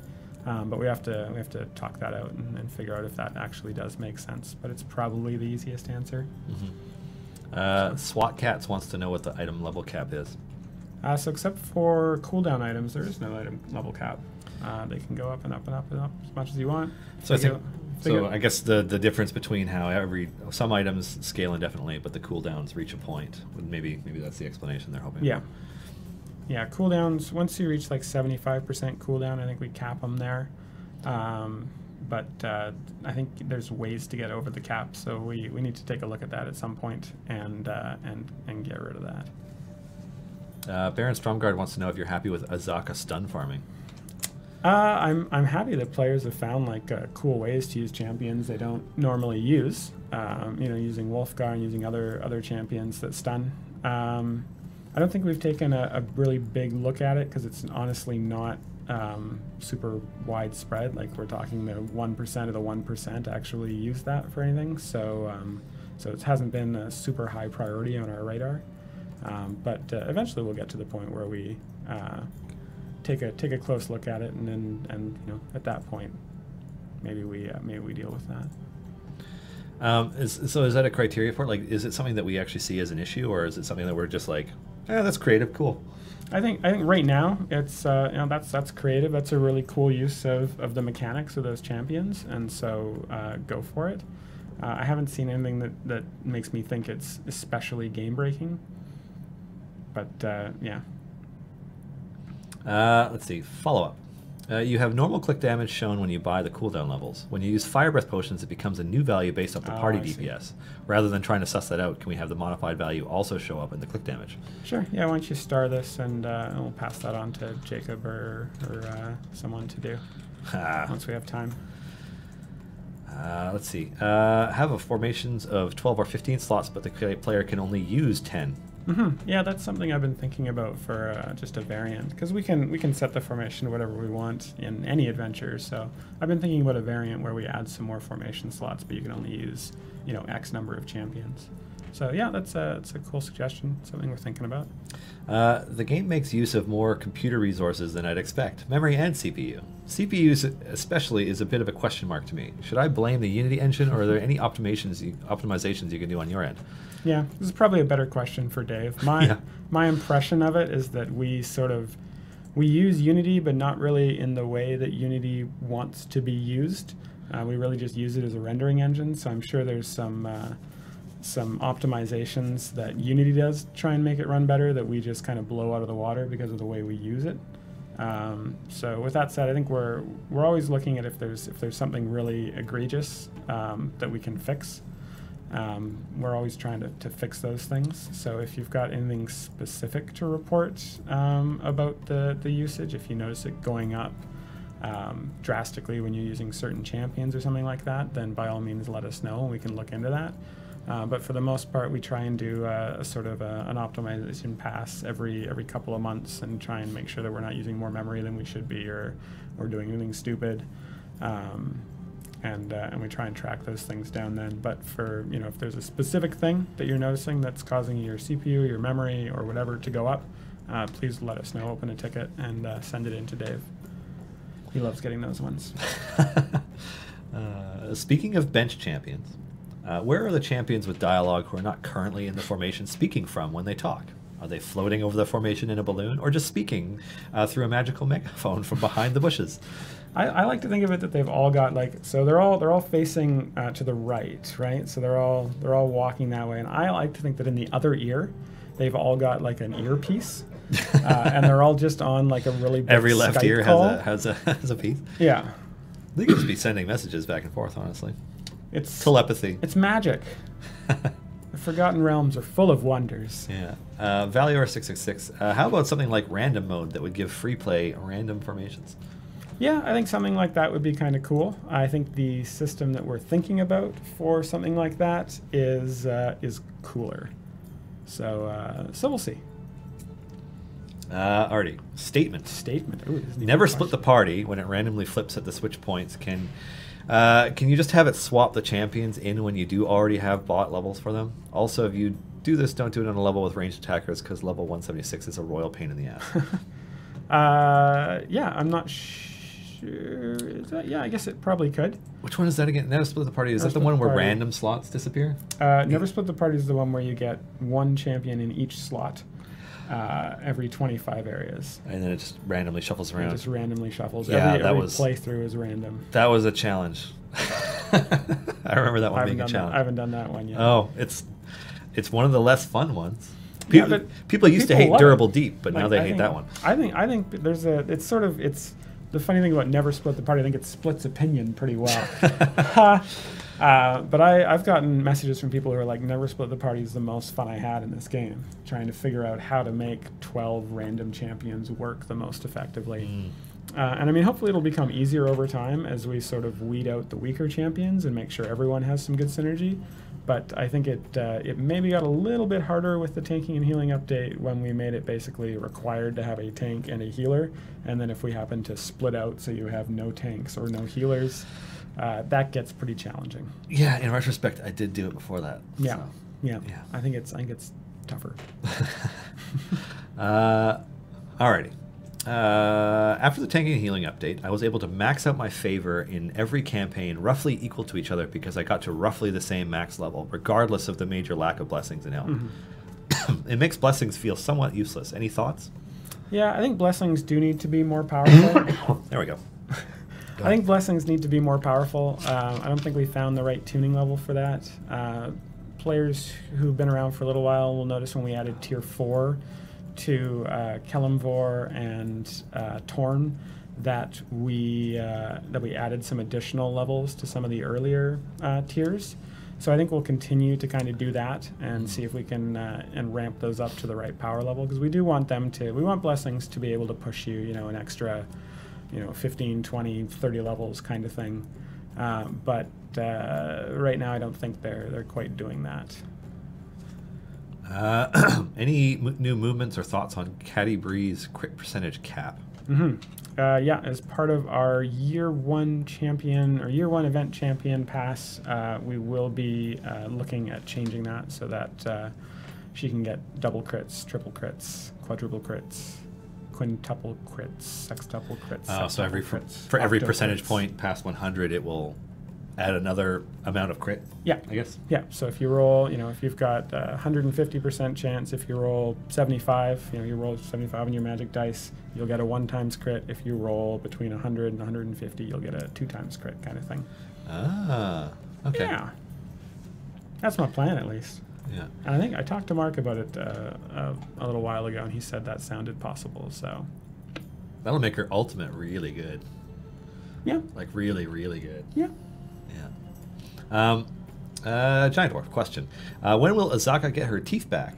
She doesn't quite pull her weight for a DPS. She's a little too Jekyll and Hyde, and would be nice to have her as a main for Lost Love. Yeah, for sure. I think it's something we can take a look at. She will be part of our year 1 champion balance pass. So the way I've sort of broken down the balance pass, I kind of hinted at this earlier, but we're going to do 1 balance update for the core champions. That's 1 to 12. We're going to do a 2nd balance pass for all of the champions that were released in the first year. So that's going to include all of the event champions for year 1, some of which we've already done some work on. And then also all of the Evergreen champions that were released in year 1, which will be Hitch, Dritzt, and Azaka. So at that point, we'll take a look at Azaka and see if we need to bump up her damage multipliers or whatnot. Okay, so Tassadar 40k. Dylan, I like to copy your formation while I watch. You said you wanted to use Archon in this formation. When you unlock Usurp Power, can you show you how you would fit him in? Yeah, sure, yeah. Let me just tab over and see if we're at the point yet where I can do that. All right, we're going to play some Idle Champions. Actually, play the game. Nope, not enough levels yet. Whatever, 134. Oh, yeah, that makes sense. Yeah. I just don't have enough favor in this campaign to really tear through it yet. Tell you what, though, I will increase my gold find. Plunk. Yeah. That'll help a little bit. Use them. I'm not going to need any damage potions anytime soon. So. So, anyways, getting there. I'm getting there. Yep. All right. What was the next question? Any time frame on plans to balance the companions of the hall now that the tanking and healing update is done? Ooh, yeah. Yeah. Good question. So there's Brunor in the companions of the hall for the first 12. So he'll get some love then. When we do that update, and then the other 4 of them will get love in the year 1 pass. So my hope for that is to get the first 12 balance pass done in the first somewhere in the first quarter, in the first 4 months maybe of this year, and then the 2nd set of balance pass is sometime before the summer or in the summer, probably in the summer. That's just my hopes. My hopes and dreams, no promises. It's just what I'm hoping. Just hire more devs, man. Just that's create a whole champion balance team. Yeah. Justin P. Sluter. Question: critroll.com/idlechampions. Well, for those who have been paying attention and are signed up, I think you've subscribed to Geek and Sundry or Alpha. We were the sponsors of Tox Machina this week. And as part of that sponsorship, they had a crit roll link that basically went to us. And we were pretty stoked because we love Critical Role and we love being able to contribute to that community in some way. And y'all should watch that show tonight. Silisa, if you make that change to Caddy, could you indicate that on the damage numbers, like an X2 at the end or an X4? Yeah, for sure. That's a good idea. Star that for Justin. Oh, okay. Yeah, I gotta. You tell it to Mark, and he's gonna be like, "What? Who?" Lit Body. What kind of fun names might you call these balance updates? Oh man, I'm gonna actually leave that to the community because you're the guys who came up with the SH&T community update. Shielding, healing, and tanking. Yeah. So I mean, it's especially clever because it bleeps it out itself too. Yeah. Yeah. So I think you guys are gonna have to come up with that one. I guess the 3 that there will be are the Core 12 update, C12 update, the Year 1 Champions update, the Yick, maybe the Yicky, the Icky. You're gonna accidentally create a word that's offensive in a language. You know that, I right? probably will. Just like plonkers. Plonkers God. and goobers. Oh my God. Yob pass. Yob pass. Yeah. And then the other one would be like a Year 2 one. That would probably happen, I guess, after all the Year 2 events are done. So sometime. End of year. We got plenty of time for that one. Q4 2019. Yeah. Firenack. It's not that plonkers is a bad word so much as words don't necessarily mean the same thing everywhere in the world, and slang changes from place to place. And sometimes plonkers is used for something other than goobers or picking up just items in the game. Yeah, I mean, I looked it up. Apparently, in some parts of the UK, not all of the UK, it's a bad word. Just don't look it up when you're at work. But I don't really. That's why I just changed it to coin drops for Volanya there, because I just got sick of rotating through all of these funny sounding words that I thought would be awesome for just like for drops, and then finding out that in one town in eastern middle North Haversheim that it was offensive to everyone. So. Yeah. Well, what are you gonna do? Yeah. Well, we could name a Warforged plonker, except with like a 3 instead of the E, and so it's Plonk 3R. And, and they're I don't know, a druid. Yeah. Core Heroes update main pass, the chump update. Awesome. Oh, jeez. Alrighty. The Heavy Burden variant, is it supposed to turn off Kron's self-strength based buff or Farida's tiefling stacking, or either of Jarlaxle's specs? Heavy Burden's the one where you get a package and it disables all of your stuff. Is that right? I don't know. I don't remember which one that is. I play through these as they come out, and I forget what they're called immediately afterwards. I think it's a Escort to Waterdeep one that... or maybe it's no, it's not Escort to Waterdeep. It's the one after Waterdeep. Anyway, I think it's the one where you carry things around, and you get crates on your champions, and it turns off their formation abilities. Oh, so that would turn off. It would turn off Kron's self-strength buff for sure, and it would turn off Farida's tiefling stacking as well.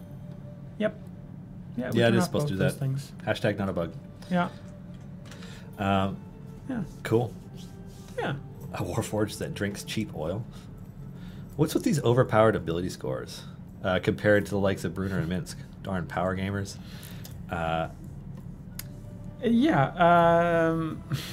We use the ability scores that the players give us if it's a player thing. So like Tyrell was part of Force Grey last year. Arcan obviously the same. And back when we were putting those guys in, we just pretty much used their ability scores 1-to-1. More recently, we've started using our sort of adjusting those ability scores based on sort of what we think kind of makes sense for the game, now that we have a better idea of how that works. So I think we could probably go through, and I think on our pass of the chump pass, I think we'll probably look at ability scores. Brunor especially, Minx also. I know Minx, we've got like a special Easter egg in his strength score or something like that. But we'll look at bumping those up. We did bump up Brunner because we had forgotten to include his racial bonus. That's true. Chris just got me to ninja bump 2 strength, 2 strength. con. Yeah. Yeah. Not that his stats are reflective of his accomplishments in the world of Forgotten Realms. That is one thing to consider. Is the stats are, they're just sort of how physically, mentally, etc. Good someone is. They're not necessarily representative of the fact that they've saved the realm a dozen times, or they're wearing the hand of Vecna, or stuff like that. Yeah, and I think in the case of Minsk, we were provided a character sheet with a stat block for that, weren't we? For Minx, we pulled his character sheet from one of the Baldur's Gate games. So I think it was probably his level 1 character sheet or something to that effect. Hmm. I think that's where we got it from. All of the character sheets early on like that, all of those stats got approved by Wizards. So I'm gonna hashtag blame Chris on that one. Yeah, because it would have been his fault on the other end. Yeah, just back when he was working for the man. Okay, so the description. So it's not. It's supply run. It's one of the supply run variants, and it says it's supposed to turn off outgoing formation effects. Yeah, I mean, well, we can look at that if you want to open a ticket. I can get Mark to look at that and see what's going on there, or Justin. Yeah, I feel like it might just be the way in which those are implemented, where they look at all the other champions in the formation, might end up triggering the game to think that they're an outgoing formation ability instead of a specific formation ability. Or a champion-specific one, so yeah. Oh wow! I'm just trying to get some gold so I can level up Archon. Oh, well that will work for a little bit.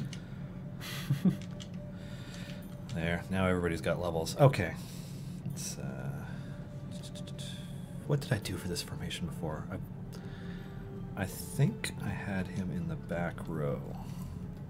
Was what I was doing. Was that what I was doing? Or was it the front? Sorry, I'm in the gamepad UI, so I can't click my formation that I saved with Archon TPS. So let me think about this for a minute. Is it in the formation saves? If you just left stick and then left stick to access save and load formations? Maybe? There you go. Yeah, this is the one I was using before, apparently.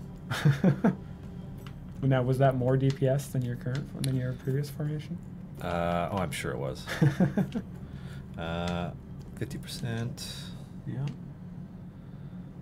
Yeah, this isn't the Cathris Warden Archon double DPS build. This is just, this is the Archon one that I was playing with before. Yeah, this looks like yeah. It looks decent. It's all right. Yeah. Cool.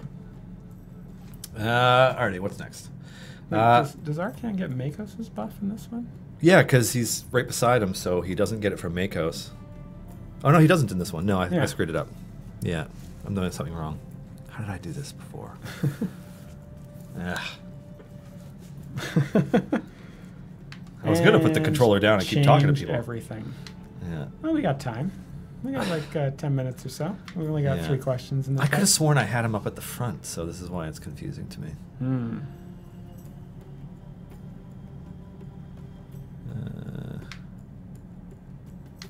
Yeah, that's a challenge right there. And then Warden and Deacon. That ought. No, he's still not getting Makos, I don't think. Well, yeah, he would get it from Deacon. Oh, that's true. Or he would get it from Warden. Oh, yeah, sorry, from Warden. Yeah, you're right. I think that's it now. I know how this works. Yeah. You can apparently, I didn't know this until somebody pointed it out to me, you can usurp Tyrell's bear form buff. Which actually I could probably usurp in this formation if I swap them over. Let me try that out. Meanwhile, everyone in the chat's just like, what the heck are you doing? What are you guys doing? We're playing the game, okay? Well, my DPS did go up, so I guess it is taking it. Because he buffs within 2 slots? Yes. That sounds right. So he'd be buffing Makos, so Archon could steal it. There we go. Nice. Anywho, more questions. Yeah. What's next? Were there any changes done to the way global DPS is calculated since this event started? I'm noticing who I use as a main DPS at my wall is now lower. Yeah. Oh yeah, that's Ronan. Yeah, we were trying to figure this out. We were looking at that. We're trying to figure out what's going on there. So there was no front end update with any of this. So none of the implementation of any of the abilities changed with the event. I think we did our Steam push last Friday for the event, all of the event tech, and then the only thing I think that changed in the code was just some. Well, no, that was even front end. I don't think we really changed anything. There was a change for hex to fix hex, the way that hex and Gromma's spiked shell interacted. I'm not even sure if that's live yet, to be honest. Erica messaged me earlier saying that it's going out with whatever the next push is. Yeah, it'd be the next update, and that's a back end update as well. So we don't know what has changed there. My best guess that I had yesterday was that there was some sort of damage ability or damage buff, maybe from a weekend buff or something, that was still affecting your formation, even though it didn't say it was anywhere.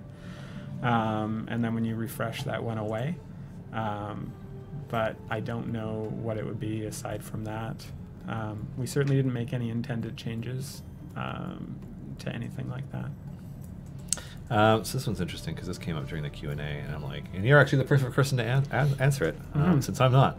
Why are we not able to purchase potions or potion packs? We can purchase random chest packs hoping to get something useful, but we cannot buy non-random items. Yeah, I mean that's really just how the monetization in this game works right now.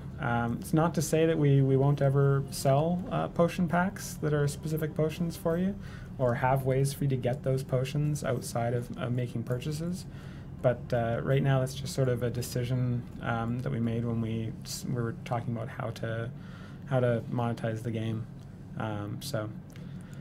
It's not really a good answer because it doesn't really, it's not like we had this exact logical reason that makes sense in the game world for it. It's the decision we made, and it's not to say that that's going to be set in stone.